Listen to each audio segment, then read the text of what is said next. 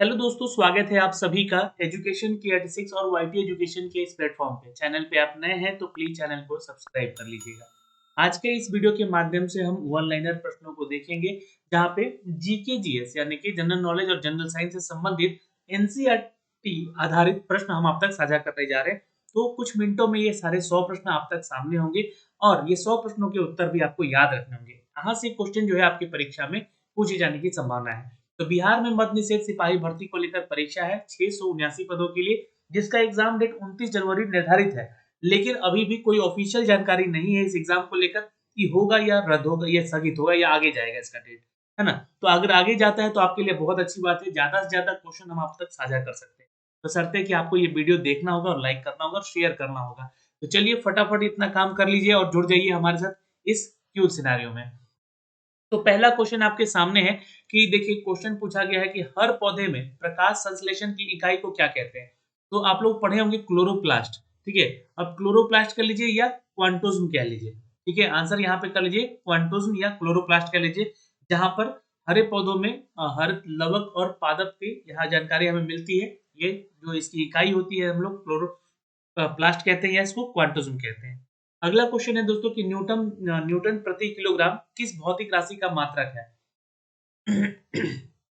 तो ये ध्यान रखिएगा, न्यूटन पर केजी जो है ये त्वरण का जो है एक्सलेरेशन का ये मान होता है। एक्सलेरेशन को हम लोग ए से डिनोट करते हैं। ये दोस्तों v minus you by T होता है, ठीक है। इसका फॉर्मूला वेलोसिटी को घटाते हैं बटे टाइम से डिवीजन करते हैं, तो ये हमारा त्वरण निकलता है। एक है दोस्तों यहाँ पे गायटर। गायटर नामक रोग किस रोग के शरीर में किसकी कमी से होता है। देखिए, गायटर को हम लोग क्या कहते हैं, तो घेंगा रोग कहते हैं। क्या कहते हैं? घेंगा रोग। घेंगा रोग में क्या होता है, थायराइड ग्रंथियां बढ़ जाती हैं और फूल जाती हैं, जिसके चलते ये आपका गला जो है फूला हुआ दिखता है, बहुत बड़ा फूला हुआ दिखेगा। तो ये आयोडीन की कमी के चलते होती है, ठीक है, याद रखेंगे। एक सवाल है दोस्तों यहाँ पे आपके लिए, वायरोलॉजी के में हम लोग किसका अध्ययन करते हैं। ऐसे भी प्रश्न आपकी परीक्षाओं में देखे जाते हैं, है ना, कि किस में हम लोग किसका अध्ययन करते हैं, पुष्पों का अध्ययन कहाँ करते हैं, फूल फलों का अध्ययन किसमें करते हैं। इसमें ये सब कुछ बताना होगा आपको। तो ये ध्यान रखिएगा, वायरोलॉजी में किसका अध्ययन किया जाता है, तो विषाणुओं का अध्ययन किया जाता है, ठीक है। अगले सवाल पे चलते हैं, विटामिन सी का रासायनिक नाम क्या है। अब ऐसे भी प्रश्न आपको एग्जाम में देखने को मिले हैं, है ना। विटामिन सी हो, अब विटामिन ए को क्या कहते हैं, विटामिन ई को क्या कहते हैं, ठीक है। विटामिन बी 1 बी 2 की कमी से क्या होता है, विटामिन बी 11 की कमी से क्या होता है। ये सारे रोगों के बारे में, उनके रासायनिक नामों के बारे में पढ़ना है। ये सब कुछ करवाएंगे आप लोगों को एक एक करके, टॉपिक वाइज सारा चीज, ठीक है। तो विटामिन सी का रासायनिक नाम है दोस्तों स्कॉर्बिक एसिड। चलिए एक उदाहरण बताते हैं। यहाँ पे संतरा जो है इसका एक उदाहरण है जिसमें कि विटामिन सी की मात्रा पाई जाती है। नींबू भी है, जितने भी खट्टे चीजें हैं यहाँ पे। सामान्य ये क्वेश्चन है दोस्तों कि यहाँ पे सामान्य व्यक्ति का अनुशीलक यानी कि जो डायस्टोलिक होता है वो रक्त दाब कितना होना चाहिए।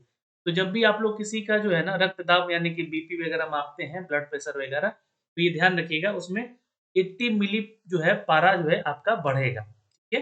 तो ये किसी भी सामान्य व्यक्ति में 80 होना चाहिए, 80 होना चाहिए, ये आपका रक्त दाब यानी कि ब्लड प्रेशर। सवाल नंबर चलते हैं नेक्स्ट पे, श्वेत प्रकाश के प्रिज्म द्वारा बने वर्ण क्रम में किस रंग का विचलन सबसे अधिक होता है। ये श्वेत प्रकाश यानी कि सफेद लाइट की बात हो रही है ना। तो सफेद लाइट में आपका सफेद प्रकाश में प्रिज्म द्वारा बने वर्ण क्रम किस रंग को विचलन सबसे अधिक होता है, तो बैगनी रंग का होता है। सबसे कम किसका होता है श्वेत प्रकाश में, तो लाल रंग का होता है, याद रखिएगा, सबसे कम बोलेगा तो लाल रंग का। अगला क्वेश्चन है दोस्तों कि क्लोमल क्या होता है। क्लोमल, तो क्लोमल कहते हैं दोस्तों मर्क्यूरस क्लोराइड को। इसका जो सूत्र होता है Hg2Cl2 होता है, याद रखिएगा, है ना। क्लोमल जो है ये मर्क्यूरस क्लोराइड को कहते हैं। अब यही से सवाल एक और पूछा जाएगा कि सिंदूर का रासायनिक नाम क्या है। तो सिंदूर का रासायनिक नाम है दोस्तों, याद रखिएगा, HgSes को हम लोग कहते हैं क्या, मर्क्यूरिक सल्फाइड। क्या कहते हैं इसको, मर्क्यूरिक सल्फाइड। एक क्वेश्चन है यहाँ पे कि बहुत इंपॉर्टेंट क्वेश्चन है कि झूठा सोना किसको कहते हैं। झूठा सोना जी हाँ, इसको हम लोग फुल गोल्ड के नाम से भी जानते हैं। तो प्रकृति में पाए जाने वाला आयरन सल्फाइड या फिर आयरन पाइराइट्स, जी हाँ, जिसको हम लोग कहते हैं झूठा सोना, ठीक है। अगर आपसे क्वेश्चन पूछेगा, ये क्वेश्चन आया हुआ है एग्जाम में एक्चुअली, बिहार सिपाही में पूछा भी गया है ये प्रश्न आपका, ठीक है। तो झूठा झूठा सोना किसे कहते हैं, ठीक है, या फिर काला सोना किसे कहते हैं, हरा सोना किसे कहते हैं, ये सब कुछ आपके एग्जाम में। तो आयरन आयरन पायराइड्स को हम लोग कहते हैं झूठा सोना, और काला सोना किसको कहते हैं, तो कोयला को कहते हैं। याद रखिएगा, काला सोना कोयला को कहते हैं, और हरा सोना किसको कहते हैं, हरा सोना अगर बता सकते तो नीचे कमेंट सेक्शन में कमेंट करके बताइएगा। हाँ बिल्कुल, हरा सोना किसको कहते हैं भाई,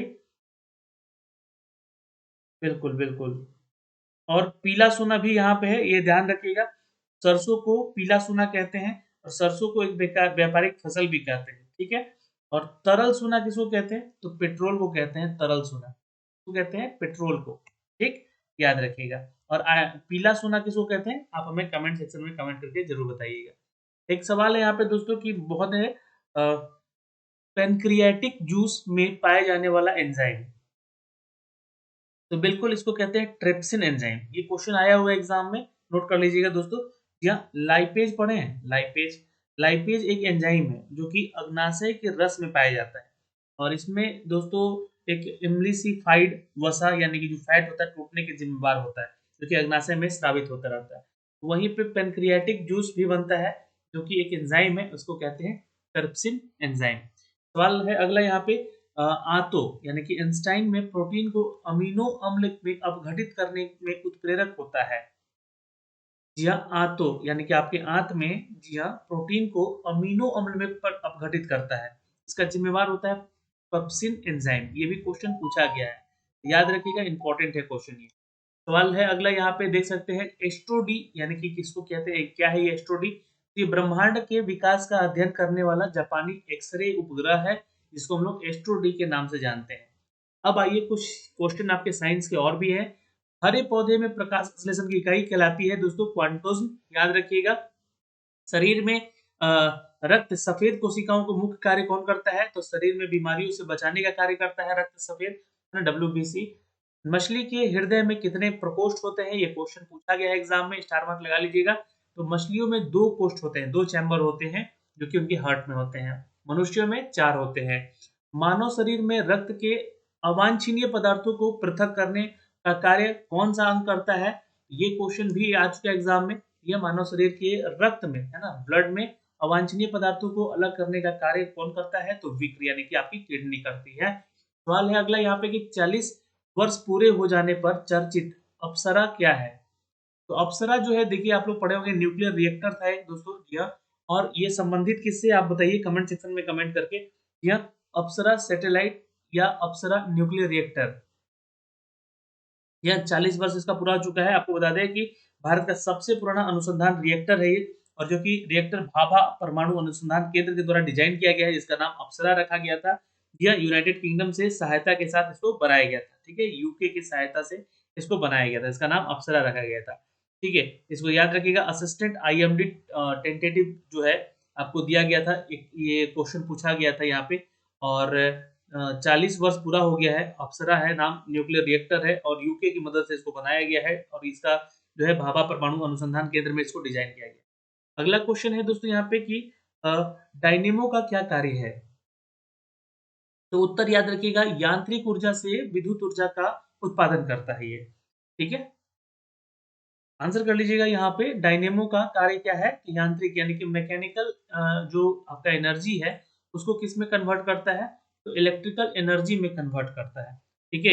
ये घूर्णन के पद्धति पे काम करता है, और जो तारों की कुंडली है और चुंबकीय क्षेत्र का प्रयोग करके यांत्रिक घूर्णन करता है, और ऊर्जा को फैराडे के नियम के अनुसार यहाँ पे विद्युत धारा में परिवर्तित कर देता है। तो ये पूछ सकता है ना, तो Faraday is the right answer यहाँ पे रखिएगा, याद रखिए फैराडे के नियमानुसार, ठीक है।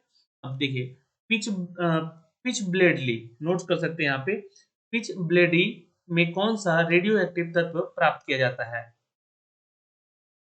तो radium is the correct answer, note कर सकते हैं दोस्तों, है ना। ये रेडियो सक्रियता जो है, रेडियो एक्टिविटी जो है, या रेडियो धर्मिता जो है, इन सब के बारे में आपसे क्वेश्चन पूछा जाता है, जहाँ पे क्षय का नियम भी पढ़ना है रेडियो एक्टिव पदार्थों के लिए।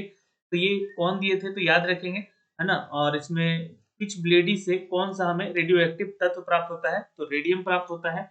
अगला एक सवाल है यहाँ पे कि गिरगिट की त्वचा में रंग बदलने का कारण क्या है, गिरगिट की त्वचा में रंग बदलने का कारण क्या है, तो याद रखिएगा उसकी त्वचा में मेलेनोफोर नामक जो है असंख्यक रंग द्रव्य कोशिकाओं की उपस्थिति होने होती है। यानी कि मान लीजिए कि अगर गिरगिट जो है अगर हरे पत्ते पे जाके बैठेगा तो उसका रंग हरा हो जाएगा। अगर वो काला वृक्ष पे जाके बैठेगा तो उसका रंग काला हो जाएगा। है ना? वृक्ष के ऊपर भी जाके बैठेगा तो वृक्ष के कलर का हो जाता है। गिरगिट के रंग बदलने के पीछे मुख्य कारण है कि खुद की सुरक्षा करना। यह जब भी वो किसी तरह का खतरा महसूस भी करता है तो अपने बचाव के लिए वो रंग बदल लेता है।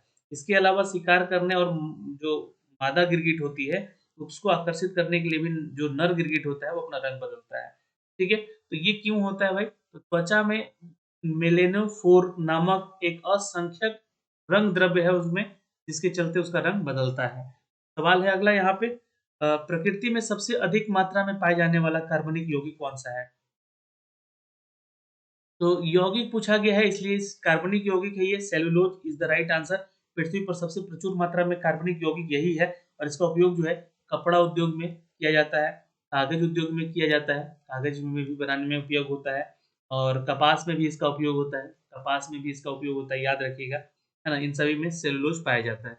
एक सवाल है यहाँ पे दोस्तों कि समुद्र के किनारे उगने वाले वृक्षों में वार्षिक वलय नहीं होते हैं, क्यों नहीं होते हैं? तो समुद्र के किनारे उगने वाले जो वृक्ष हैं, उसमें वार्षिक वलय नहीं होते हैं। यानी कि जो वलयाकार जो बनता है ना, वलयाकार जैसे आप लोग वृक्षों को काटते होंगे, कुछ इस तरह का शेप देखते होंगे उनके ऊपर, है ना? जहाँ से कटता है। तो ये नहीं होता है समुद्र किनारे के वृक्षों के अंदर, ठीक है? तो याद रखिए क्योंकि यहाँ की जलवायु में स्पष्ट भिन्नता नहीं होती है। एक समान यहाँ के मौसम होते हैं, तो इसलिए यहाँ पे नहीं पाए जाते। अगला सवाल है यहाँ पे नोट कर लीजिएगा। वृद्धावस्था का अध्ययन विज्ञान की किस शाखा में होता है?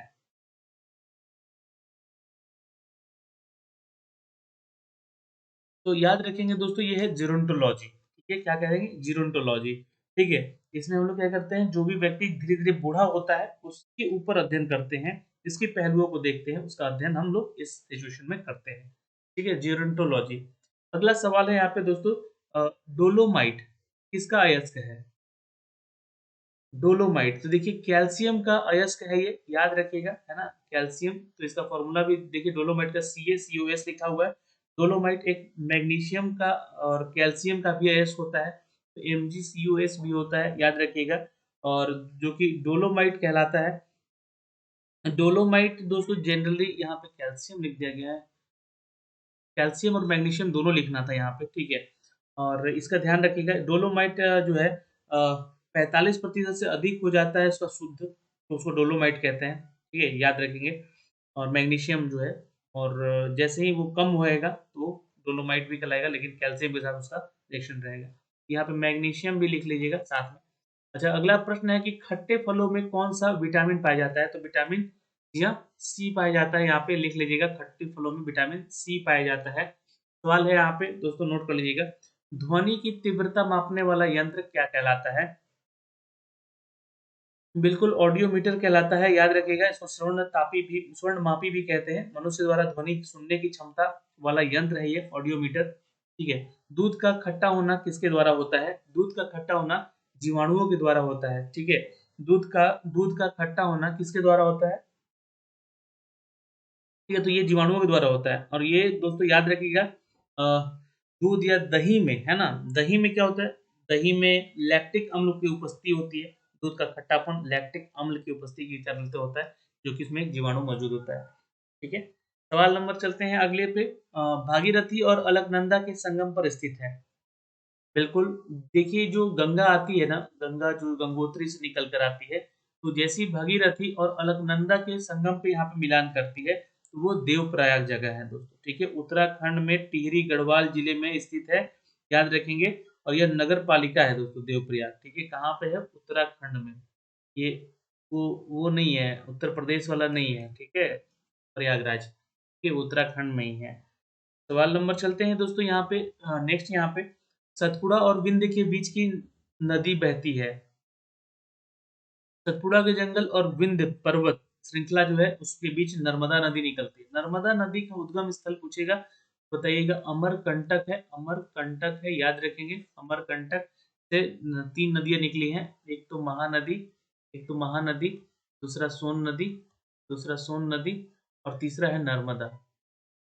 ठीक है, ये याद रखेंगे। नर्मदा का जो अंतिम स्रोत है वो जाके गुजरात से होते हुए या अरब की खाड़ी में गिरती है। ठीक है, अरब की खाड़ी में गिरती है। सवाल है अगला यहाँ पर, विजयनगर राज्य की स्थापना किसने की थी? चलिए, ये क्वेश्चन इंपॉर्टेंट है। विजयनगर राज्य की स्थापना किसने की थी? बिल्कुल याद रखेंगे, 1336 से लेकर 1646 तक का ये पूरा समय काल रहा है। और ये हम बात कर रहे हैं दोस्तों मध्यकालीन मध्यकालीन का एक साम्राज्य, मध्यकालीन इतिहास का एक साम्राज्य था। यह साम्राज्य था और वहाँ पे 310 वर्ष तक राज किया था। यह कर्नाटक राज्य का वास्तविक शासक था दोस्तों, हरिहर और बुक्का। कौन था? हरिहर और बुक्का। ठीक है, इसको लिख लीजिएगा। हरिहर और बुक्का राय नामक दो भाई थे। इन्होंने विजयनगर की स्थापना की थी, जो कि संगम वंश से संबंधित है। ठीक है, सवाल है अगला यहाँ पे, बंगाल का पहला गवर्नर जनरल वॉरेन हेस्टिंग था, याद रखेंगे। बंगाल का पहला गवर्नर जनरल, तो ये क्वेश्चन इंपॉर्टेंट है, आ सकता है एग्जाम में। वॉरेन हेस्टिंग है, और जो कि कलकत्ता के अधिकारियों में इसे समाप्त करने का जो आग्रह किया गया, क्योंकि उनका मानना था कि ब्रिटेन और प्रतिष्ठित इसको हानिकारक पहुंचा रहे हैं। और उनकी रिपोर्ट जारी की गई, उनकी समीक्षा की गई, और उसके बाद हेस्टिंग की सिफारिशों के विरुद्ध निर्णय भी यहाँ पे लिया गया था। अगला सवाल है यहाँ पर कि उस राज्य का नाम बताइए जिसने कि पहली बार युद्ध में हाथियों का इस्तेमाल किया। तो उस राज्य का नाम पूछा गया है। ठीक है, तो मगध साम्राज्य था वो दोस्तों, याद रखेंगे। और राजा कौन थे? तो राजा थे पुरस, याद रखेंगे, इंपॉर्टेंट है। राजा पुरस ने जलप्रपात की लड़ाई में सिकंदर के खिलाफ हाथियों का इस्तेमाल सबसे पहले किया। फिर चंद्रगुप्त मौर्य ने, ठीक है, चंद्रगुप्त मौर्य ने पूरे भारत पर विजय भी की और हाथियों का उपयोग भी इन्होंने किया था। ठीक है, याद रखेंगे। सवाल है अगला यहाँ पे कि कौन सा पर्वत हिमालयी श्रृंखला का अंग नहीं है? तो अरावली जो है, अरावली पर्वत जो है, ये आपके राजस्थान और गुजरात के क्षेत्रों में पाया जाता है, पंजाब के भी कुछ क्षेत्रों में पाया जाता है, लेकिन ये हिमालयी क्षेत्र का श्रृंखला नहीं है। तो अगला क्वेश्चन है कि HTML में टैग किसमें परिबंध कुंजी शब्द में बंधे होते हैं? देखिए, HTML क्या है? HTML ये है दोस्तों हाइपर टेक्स्ट मार्कअप लैंग्वेज। इसको क्या कहते हैं? यह हाइपर, इसको कहते हैं हाइपर टेक्स्ट, टेक्स्ट है ना, टेक्स्ट मार्कअप लैंग्वेज। एक तरह का लैंग्वेज है ये, कंप्यूटर का, कंप्यूटर बेस्ड लैंग्वेज है, जिसमें कि आप कोडिंग करते हैं, जिसको हम लोग इस कोष्ठीय कोष्टक में रखते हैं, है ना, इनके जो भी टैग्स होते हैं। ठीक है, इस तरह का एक इस तरह का बना होता है। ठीक है, चलिए, सवाल है कि मंगल की परिक्रमा कक्षा में जाने वाले प्रथम एशियाई देश का नाम बताइए। मंगल की परिक्रमा कक्षा में जाने वाले प्रथम एशियाई देश का है नाम भारत दोस्तों, याद रखेंगे, इंपॉर्टेंट है। वर्धमान महावीर, है ना, वर्धमान महावीर ने परिनिर्वाण में कहाँ प्राप्त किया? परिनिर्वाण कहाँ प्राप्त किया? तो पावा क्षेत्र। ठीक है, याद रखिएगा। अगला क्वेश्चन है कि भूकंप की तीव्रता मापने वाले यंत्र को क्या कहते हैं? तो इसको कहते हैं सिस्मोग्राफ। ठीक है, तो यहाँ से कुछ क्वेश्चन हुए कंप्लीट। थोड़े से पॉलिटी के क्वेश्चन है यहाँ पे, जो कि आपको जरूर जानना चाहिए इंडियन कॉन्स्टिट्यूशन से। अब बात करते हैं दोस्तों यहाँ पर, जी हाँ, भारत के संघ और उसके क्षेत्र जो कि आर्टिकल 1 से 4 में वर्णित हैं, और ये हमारे भाग 1 में वर्णित है। ठीक है, भारत में अगर संविधान की बात करें, नागरिकता के बारे में बताया गया है, जो कि भाग 2 में बताया गया है, और ये आर्टिकल 5 से लेकर 11 तक में हमें नागरिकता के बारे में उपबंध मिलते हैं। संघ का नाम और राज्य के क्षेत्र का उपबंध हमें भाग 1 में ही मिलता है। ठीक है, और नागरिकता के बारे में मतलब देखिए, संघ के बारे में बात होगी, मतलब संघ यानी कि पूरा देश। ठीक है, भारत एक समृद्ध राज्य है। ठीक है, ये, और जो कि यहाँ पे, है ना, ये देखिएगा,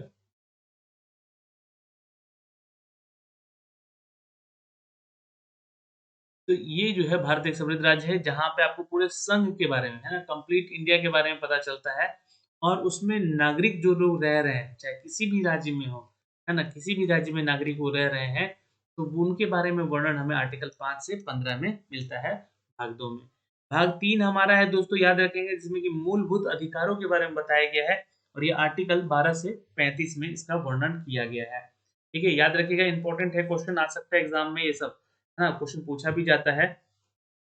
देखिए भाग 4 जो है राज्य के नीति निर्देशक तत्व के बारे में बताता है, जो कि आर्टिकल 36 से लेकर 51 तक के बीच वर्णन है इसका।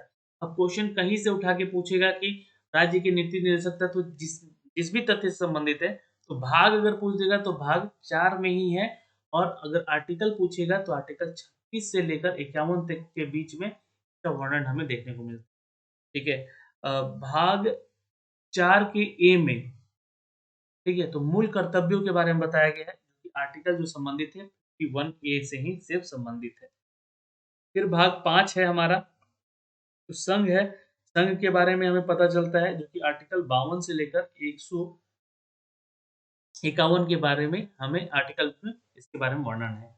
भाग 6 है, जिसमें कि राज्यों के बारे में अपडेट है, जो कि आर्टिकल हमारा 152 से लेकर 237 के बारे में यह वर्णन किया गया है। याद रखिएगा, ये नंबर 152 से लेकर 237। और भाग आपका जो 7 है, संविधान, जो कि 7वां संशोधन किया गया है इसमें, और अधीन ये 1956 के द्वारा निरसित किया गया था। ठीक है, संविधान का 7वां संशोधन था ये, याद रखिएगा। भाग 7 में हमें इसके बारे में वर्णन मिलता है, 1956 द्वारा निरसित। ठीक है, ये आपसे क्वेश्चन पूछा गया है। भाग 8 है आपका संघ और राज्य के क्षेत्र के आर्टिकल हमें 239 से 242 तक ही अपडेट मिलता है। ठीक है, अगला अपडेट है भाग 9 हमारा। भाग 9 जो है पंचायत के बारे में बताता है, जो कि आर्टिकल 243 से या 243 ओ तक का वर्णन मिलता है हमें। ठीक है, सवाल है अगला कि भाग 9 ए जो है, 9 ए जो है, ये हमें नगर पालिकाओं के बारे में बताता है। ये भाग 9 में सिर्फ पंचायत के बारे में जानेंगे, और 9 के ए में, है ना, ए अगर लिख देगा तो नगर पालिकाओं के बारे में हमें मिलता है, जो कि 243 पी से लेकर 243 जेड तक जो है आपका अपडेट मिलता है यहाँ पे। भाग 10 जो है आपका अनुसूचित जनजाति के बारे में, अनुसूचित जाति के बारे में, के क्षेत्रों के बारे में बताता है, जो कि 244 आर्टिकल से लेके 244 आर्टिकल ए में ही इसका वर्णन हमें मिलता है। आर्टिकल अगर हम बात करें 245 का, तो यहाँ पे 245 से 263 तक का, तो संघ और राज्यों के बीच के संबंध के बारे में बताता है, जो हमें भाग 11 में दिया गया है। फिर 11 के बाद भाग 12 पढ़ते हैं, तो जब हमें वित्त, संपत्ति, संविदाएं और वाद, है ना, जो कि आर्टिकल हमें 264 से लेकर 300 आर्टिकल के ए तक हमें इसका वर्णन मिलता है। भाग 13 जो है दोस्तों, भारत के राज्य क्षेत्र के भीतर व्यापार, वाणिज्य और समागम के अनुच्छेद 301 से लेकर 307 तक का हमें वर्णन मिलता है। भाग दोस्तों हमारा जो है 15 जो है, ये ध्यान रखिएगा, कि संघ और राज्यों के, है ना, संघ और सॉरी 14 है, भाग 14 जो है, संघ और राज्यों के अधीन सेवाएं हैं, जो कि आर्टिकल 308 से लेकर 323 तक का वर्णन हमें किया गया है। भाग जो है हमारा 14 का ए, जो कि अधिकरण के बारे में हमें सुनिश्चित करता है, और आर्टिकल 323 ए से लेकर 323 बी तक ही खत्म हो जाता है। भाग जो हमारा 15 है, वो निर्वाचन से संबंधित है, जैसे कि अगर किसी भी राज्य में या देश में इलेक्शन करवाना हो तो उससे निर्वाचित हो करते हैं, जिसमें कि चुने जाते हैं हमारे नेता लोग। 324 से लेकर 329 ए तक का वर्णन हमें पढ़ने को मिलता है। और भाग हमारा जो है 16 कुछ वर्गों के लिए विशेष उपबंध संबंधित है, के अनुच्छेद 330 से लेकर 342 में इसका वर्णन किया गया है। भाग 17 जो है दोस्तों, याद रखिएगा, राजभाषा से संबंधित है, जो कि आर्टिकल 343 से 351 के बीच में क्वेश्चन पूछा गया है बीपीएससी में, ये ध्यान रखिएगा। और भाग जो है हमारा 18 जो है आपात उपबंधों से संबंधित है, जो कि 352 से लेकर 360 तक के बारे में हमें बताता है, ये आर्टिकल्स, है ना, आपातकाल या आपात उपबंध के बारे में। और भाग में है 18। भाग 19 की बात करें तो परिकिरण के बारे में पता चलता है, जो कि अनुच्छेद 361 से लेकर 367 तक में इसका वर्णन है। भाग 20 की बात करें तो संविधान के संशोधन अनुच्छेदों के बारे में हमें वर्णन मिलता है, जो भी अनुच्छेद में संशोधन किए जाते हैं। भाग 21 की बात करें तो अस्थायी संक्रमणकालीन और विशेष उपबंध के बारे में हमें पता चलता है, जो कि आर्टिकल 369 से 392 तक के बारे में। अगर अब आर्टिकल की हम बात करें 22 की, तो संक्षिप्त नाम, प्रारंभ, हिंदी में प्राधिकृत पाठ और निरसन के बारे में हमें पता चलता है, जो कि आर्टिकल 393 से लेकर 395 तक। अब क्वेश्चन यहाँ पे है एक दोस्तों, अगला अगला यहाँ पे खत्म हो चुका है, कुछ क्वेश्चन भी है। रेटिना पर बनने वाला प्रतिबिंब हमेशा वास्तविक होगा, यानी कि रियल होगा, उल्टा होगा, यानी कि नीचे की तरफ होगा, और वस्तु से छोटा होगा, है ना, ये ध्यान रखिएगा।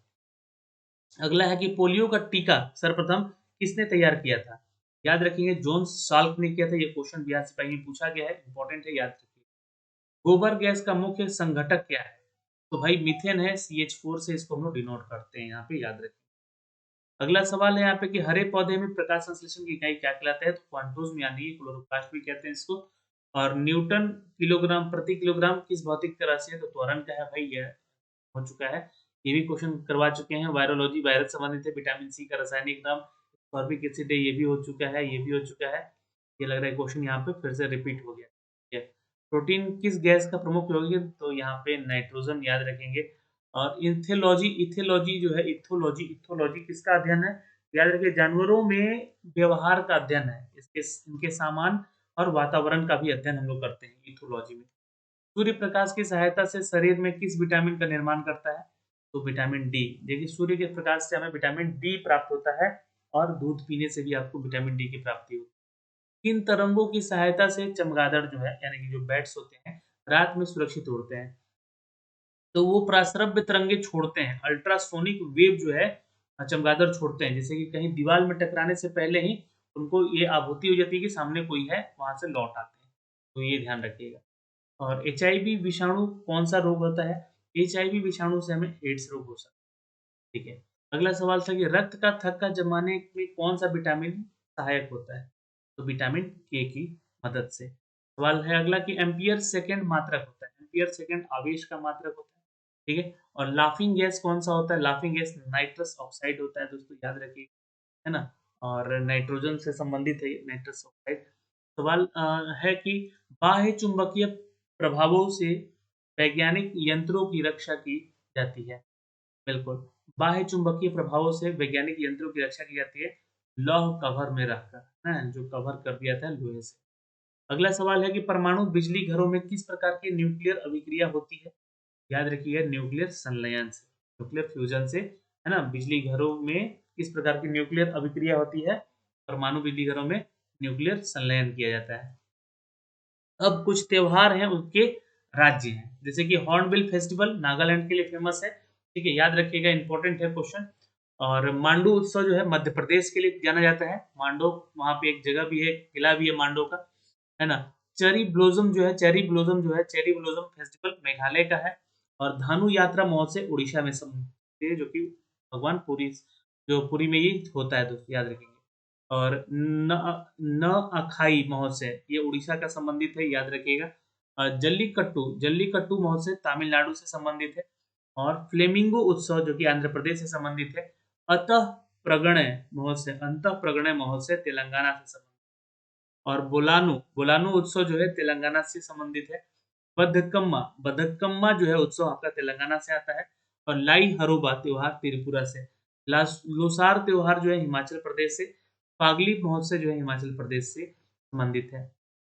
ठीक है। देव सूर्य महोत्सव जो कि बिहार संबंधित है। चोपचार, है ना, चोपचार कोट महोत्सव जो कि मिजोरम से है। फलदेई फलदेई जो है उत्तराखंड से संबंधित है। मिर्च उत्सव जो है मध्य प्रदेश से संबंधित है, ये इंपॉर्टेंट है, आया है क्वेश्चन। सुरुई लिल्ली जो है मणिपुर से संबंधित है। आदि महोत्सव लेह से और लद्दाख से संबंधित है, याद रखिएगा। आदि महोत्सव यहाँ पे मनाया जाता है। लोसार महोत्सव जो कि लद्दाख से संबंधित है। ये भी इंपॉर्टेंट सारे टॉपिक हैं जो कि यहाँ पे क्वेश्चन ऑनलाइनर आपको कराए गए। और इसको याद रखिएगा, यहाँ से अगर एग्जाम में आता है प्रश्न तो जरूर करके आइएगा। अब आते हैं पंचवर्षीय योजनाओं के प्राथमिकता के ऊपर, कुछ प्रमुख क्षेत्र हैं उसको समझते हैं। पहली पंचवर्षीय योजना दोस्तों याद रखिएगा, जो कि 1951 से 56 के बीच, ये समय काल पूछ लेता है एग्जाम में। ठीक है, जो कि इसमें किसको प्राथमिकता दी गई? तो भाई याद रखिएगा, पहली पंचवर्षीय योजना में प्राथमिकता दी गई कृषि की प्राथमिकता दी गई। प्रधानमंत्री जवाहरलाल नेहरू थे उस समय देश के प्रधानमंत्री, और भारत की संसद में पहली पंचवर्षीय योजना प्रस्तुत भी की है। 1951 में इसको प्रस्तुत किया गया, याद रखेंगे। और मुख्य रूप से प्राथमिक क्षेत्रों में इसका विकास केंद्रित रखा गया। और यहाँ पे दोस्तों कौन सा मॉडल लाया गया? तो हेराल्ड मॉडल लाया गया दोस्तों, याद रखेंगे, जो कि कृषि से संबंधित है। ये है हेराल्ड डोमर मॉडल कहते हैं इसको, है ना, याद रखेंगे। ओके, अब आगे बढ़ते हैं। दूसरा पंचवर्षीय योजना संबंधित है हमारा 1956 से लेकर 1961 तक का। दूसरा पंचवर्षीय योजना जो है सार्वजनिक क्षेत्र में विकास में तेजी लाने के लिए औद्योगिक क्रांति लाई गई, यानी कि उद्योग क्षेत्र में इसको प्रगति के लिए लाया गया। 1956 में, है ना, 1956 से 61 तक चला, लेकिन 1953 में ही प्रशांत चंद्र महालनोबिस ने एक मॉडल तैयार किया जिसको कि विकास मॉडल या महालनोबिस मॉडल के नाम से हम लोग जानते हैं, जो कि दूसरे पंचवर्षीय योजना में आया। ठीक है, तो महालनोबिस लिख लीजिएगा, है ना। लोबिस जो है ये पंचवर्षीय योजना था, पंचवर्षीय योजना था जो कि किसके द्वारा लाया गया, तो 1956 में लाया गया उद्योग क्षेत्र को बढ़ावा देने के लिए। ठीक है, तीसरा पंचवर्षीय योजना 1961 से 1966 में लाया गया, यह नोट कर सकते हैं यहाँ पे। तीसरा पंचवर्षीय योजना जो कि इम्पोर्टेंट है आपका, कृषि से संबंधित था, जिसमें कि गेहूं के उत्पादन को सुधार पे जोर दिया गया। और 1962 में यह संक्षिप्त भारत और चीन का युद्ध भी हो गया। ये बहुत इंपॉर्टेंट था, वह भारत और चीन का युद्ध जो होना यहाँ पे, और अर्थव्यवस्था को बहुत ही ज्यादा कमजोर कर दिया था भारत का। यहाँ पे भारतीय सेना की ओर ध्यान केंद्रित जब किया गया तो 1965 से 66 के में देखा गया, एक साल में मतलब भारत ने पाकिस्तान के साथ भी एक युद्ध लड़ लिया। तो ये जो है 1962 में भारत चीन का युद्ध हुआ, और 1965 में फिर भारत ने पाकिस्तान के साथ युद्ध लड़ लिया, जिससे कि क्या हुआ कि भारत में आपातकाल की घोषणा जैसे माहौल आ गया। लेकिन भीषण सूखा पड़ा था यहाँ पे उस साल, और युद्ध ने मुद्रास्फीति को जन्म दे दिया, और प्राथमिकता मूल्य स्थिरीकरण, स्थानांतरीकरण, बांधों का निर्माण, ये सब कुछ रुक गया। सीमेंट और उर्वरक संयंत्र बनाए गए थे, पंजाब ने बहुयात गेहूं के उत्पादन किए था, है ना। ग्रामीण क्षेत्रों में कुछ प्राथमिकता लाई गई, विद्यालय विद्यालय खोले गए थे। ठीक है, लेकिन ये फेलुअर रहा, तीसरा पंचवर्षीय योजना फेलुअर रहा। ठीक है, याद रखिएगा, इंपॉर्टेंट है, यहाँ से क्वेश्चन आएगा एग्जाम में। और अगला जो क्वेश्चन है यहाँ पे देखिएगा, चौथा पंचवर्षीय योजना, है ना, चतुर्थ पंचवर्षीय योजना 1969 से लेकर 1974 में लाया गया, क्योंकि न्याय के साथ गरीबी के विकास को और विकास को हटाया गया। ठीक है, तीसरी पंचवर्षीय जो योजना है, ये दयनीय विफलता के कारण सरकार को योजना अवकाश कहा गया है ना। कैसा, तो अवकाश की योजना कहा गया 1966 से 74 के बीच। और फिर 1967 में 1967 से 68 के दौरान जो क्या हुआ, और 68 से लेकर 69 के दौरान क्या हुआ, क्या इसको मजबूर करके हटाना पड़ा। इस बीच में अवधि के दौरान 3 वार्षिक योजनाओं को तैयार किया गया। ठीक है, 3 वार्षिक योजनाओं को फिर तैयार किया गया। तो ये 1969 से 74 में गरीबी हटाया गया, फिर 1967-68 एक दूसरा हुआ, ये उसी साल चौथा पंचवर्षीय योजना में, और फिर एक 78 से 69 में हुआ, नया योजना बनाया गया। ठीक है, इसमें कि कृषि संबंधी गतिविधियों को, औद्योगिक संबंधी गतिविधियों को प्राथमिकता दी गई, और भारत सरकार ने देश के निर्यात को बढ़ाने के लिए रुपए का अवमूल्यन घोषित किया था यहाँ पे 68 से 69 में। ये जो है काल जो है 74 तक का, ये कुछ इस तरह से ही डमाडोल रहा। फिर आया पंचवा पंचवर्षीय योजना, है ना। तो ये दोस्तों अगर चौथा पूछेगा ना तो याद रखेगा, योजना अवकाश, योजना अवकाश के नाम से भी जानते हैं हम। अब आया दोस्तों पांचवा पंचवर्षीय योजना, जो 1974 से 79 तक का था, और गरीबी और आत्मनिर्भरता को यहाँ पर हटाने की बात की, मतलब आत्मनिर्भरता बने, गरीबी हटे। ठीक है, तो ये जो है हमारा पांचवा पंचवर्षीय योजना आया। पांचवा पंचवर्षीय योजना गरीबी उन्मूलन यानी गरीबी हटाओ और न्याय पर जोर दिया गया, और योजना से कृषि उत्पाद और रक्षा और आत्मनिर्भरता पर कानून बनाया गया। 1978 में फिर क्या किया गया, यह नवनिर्वाचित मोरारजी देसाई की सरकार ने योजना को खारिज कर दिया था, इस योजना को खारिज कर दिया था। और 1975 में, है ना, 1975 में विद्युत आपूर्ति अधिनियम संशोधन करके, और जिसने कि केंद्र सरकार को बिजली उत्पादन और पारेषण में प्रवेश करने के सक्षम बनाया। दोस्तों 1975 में यह कार्य मोरारजी देसाई के द्वारा किया गया, इसको भी खारिज कर दिया गया था पंचवर्षीय। फिर आया छठे योजना, छठा पंचवर्षीय योजना, जो कि 1980 से 85 का था। पांचवी पंचवर्षीय योजना के रूप में इस पे जोड़ दिया गया, दोस्तों याद रखेंगे। और इसको दोस्तों हम लोग, इससे पहले ना एक एक्ट आ चुका था, रोलिंग एक्ट। ठीक है, रोलिंग प्लान क्या था, 1978 में ही आया था, 1978 में ही आया था ये। और जनता पार्टी की सरकार पांचवी पंचवर्षीय योजना को खारिज किया था, और एक छठी पंचवर्षीय योजना के तौर पे ही 1978 से लेके 80 तक का पेश किया था। 1980 में भारतीय राष्ट्रीय कांग्रेस सरकार की, और इस योजना पर फिर से खारिज करके एक छठी नई योजना बनाई थी, जिसको रोलिंग प्लान भी के नाम से हम लोग जानते थे। तो छठी पंचवर्षीय योजना से पहले 1 साल का ये प्लान आया था दोस्तों, 2 साल का, तो हम लोग रोलिंग प्लान के नाम से जानते थे। क्या, रोलिंग रोलिंग प्लान। अब जो छठा पंचवर्षीय योजना आया, ये बहुत इंपॉर्टेंट रहा, जिसमें कि उदारीकरण के बारे में पढ़ा हम लोगों ने, चिन्हित किया, मूल्य निरंतरण पर काम किया, राशन की दुकानों को बंद करने का बात किया गया, ठीक है। और जो है इनकी खाद्य कीमतों को वृद्धि कर हुई और लगातार ये वृद्धि होती चली जा रही थी। यहाँ से भी जो छठी पंचवर्षीय योजना थी, यहाँ से हमें हमारे आर्थिक जो नेहरूवादी समाजवाद को अंत किया कहा भी जाता है इसको, है ना। ध्यान रखिए, नेहरूवादी समाजवाद का अंत भी इसको माना जाता है, ठीक है। अब यहाँ से आर्थिक सुधारे हमारे शुरू हुई, जहाँ पे उदारीकरण, आर्थिक उदारीकरण का शुरुआत किया गया, मूल्य नियंत्रण पे सुधार किया गया, और ये दोस्तों शिव रमन समिति के नाम से भी जाना गया, है ना। शिव रमन समिति के नाम से भी इसको जाना गया, क्योंकि ग्राम में विकास, कृषि में विकास और अधिक जनसंख्या पर काबू, परिवार नियोजन जैसी जो योजनाएं थी वो इस पंचवर्षीय योजना में जोड़ी गई। अब जो दोस्तों सातवीं पंचवर्षीय योजना आई, ये हमारा आया 1985 से 90 का, जिसमें कि फूड प्रोडक्शन, रोजगार और उत्पादकता पे जोर दिया गया। यहाँ पे बता दें कि सातवीं पंचवर्षीय योजना का मुख्य उद्देश्य था सामाजिक न्याय के माध्यम से आर्थिक उत्पाद को बढ़ाना, खाद्यान्न को उत्पादन को बढ़ाना, रोजगार पैदा करना, इन सभी पे फोकस किया गया सातवीं पंचवर्षीय योजना में, जो कि 85 से 90 के बीच में आया। फिर आया आठवीं पंचवर्षीय योजना, जो कि 1992 से 97 तक। अब इसमें रोजगार सृजन होने लगे, मतलब कि नौकरियां मिलने लगी, जनसंख्या पर नियंत्रण होने लगा। तो ये जो है इस समय जो है 92 से 97 के बीच में, यहाँ पे ध्यान रखिएगा, ये क्वेश्चन बहुत इंपॉर्टेंट बार पूछा गया है। भारत आर्थिक अस्थिरता का दौर से गुजर रहा था। पंचवर्षीय योजना लागू नहीं की गई थी। कब?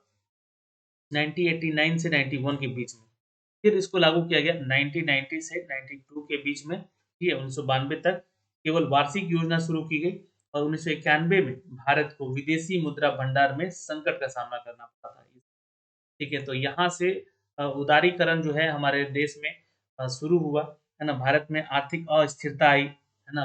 पंचवर्षीय योजनाओं के लिए यहाँ पे जो है केवल वार्षिक योजनाएं भी विफल रही थी, और भंडार जो है, विदेशी भंडार जो है, इस पे संकट मंडराने लगा था। 1 बिलियन अमेरिकी डॉलर का हम लोग कर्ज ले चुके, ठीक है। अगला अपडेट है नवीं पंचवर्षीय योजना, जो कि 97 से 2000 तक 2002 तक चली, इसमें कि 7% की विकास दर जोड़ी गई। 7% का विकास दर यहाँ पे जोड़ा गया दोस्तों, याद रखेंगे, है ना। और ये नवीं पंचवर्षीय योजना में हुआ, जो कि 1997 से 2002 तक का था।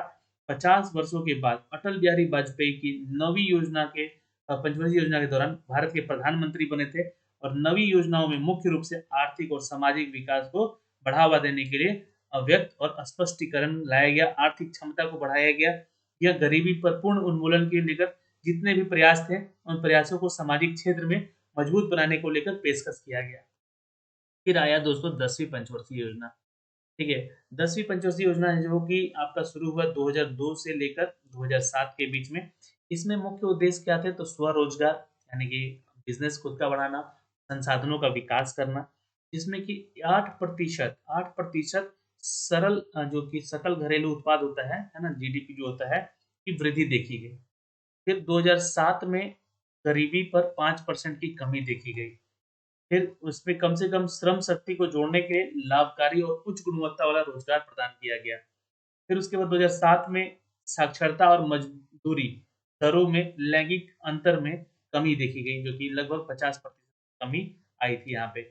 फिर यहाँ पे मतलब महिला पुरुष सब काम करने लगे थे। फिर उसके बाद 20 सूत्री कार्यक्रम यहाँ पे आया, जिसमें कि 8.1% जो है लक्ष्य वृद्धि का हासिल किया गया, और हासिल जो वृद्धि दर थी कमी उसमें 7.7 कहीं दर्ज किया गया। 10वीं पंचवर्षीय योजना जो है क्षेत्रीय असमानताओं को कम किया, दृष्टिकोण से देखा जाए तो क्षेत्रीय दृष्टिकोण को भी पालन करने का उम्मीद रखा गया। और 11वीं पंचवर्षीय योजना जब आई 2007 से 12 में, इसमें व्यापक और तेजी से विकास होने लगा। और जो 12वीं पंचवर्षीय योजना चल रही है यहाँ 2012 से 17 तक का था ये, जो कि स्वास्थ्य, शिक्षा और स्वच्छता के ऊपर ये कार्य किया गया, जिसमें समग्र विकास की बात की गई थी दोस्तों, ठीक है। तो फिलहाल तो यहाँ पे यही है 12वीं पंचवर्षीय योजना तक के लिए, जिसमें कि अभी तक 9% की वृद्धि दर हासिल करने का निर्णय ही लिया गया है। राष्ट्रीय परिषद विकास परिषद यानी कि एनडीसी, जो कि 27 दिसंबर 2012 को 12वीं योजना के लिए 8% की वृद्धि दर मंजूरी किए हुए हैं। ये बातें हैं यहाँ पे अभी तक, ठीक है। अब इसके भविष्य में योजनाएं जो भी है उसको भंग होने के साथ साथ अर्थव्यवस्था के लिए कोई औपचारिक योजनाएं नहीं बनाई जाती हैं। और 12वीं पंचवर्षीय योजना आखिरी था यहाँ पे। यह योजना आयोग के भंग होने के साथ-साथ अब यहाँ पे पंचवर्षीय योजना नहीं बनती है। अर्थव्यवस्था के लिए कोई औपचारिक योजनाएं नहीं बनाई जाती हैं, लेकिन पंचवर्षीय रक्षा योजना बनती रही है, जो कि 2017 से 22 तक का बना हुआ है। ठीक है? जो कि रक्षा के क्षेत्र में है। ठीक है? याद रखेंगे। अब यहाँ से क्वेश्चन ये सारे हमने आपको करा दिए हैं कंप्लीट। 125-30 क्वेश्चन था यहाँ पे, जो कि आप तक साझा किया गया है इस वीडियो में। अगर आपको वीडियो पसंद आया होगा तो एक लाइक और शेयर ज़रूर कीजिएगा। और ऐसे ही वीडियो पाने के लिए आप हमारे साथ जुड़े रहें। धन्यवाद।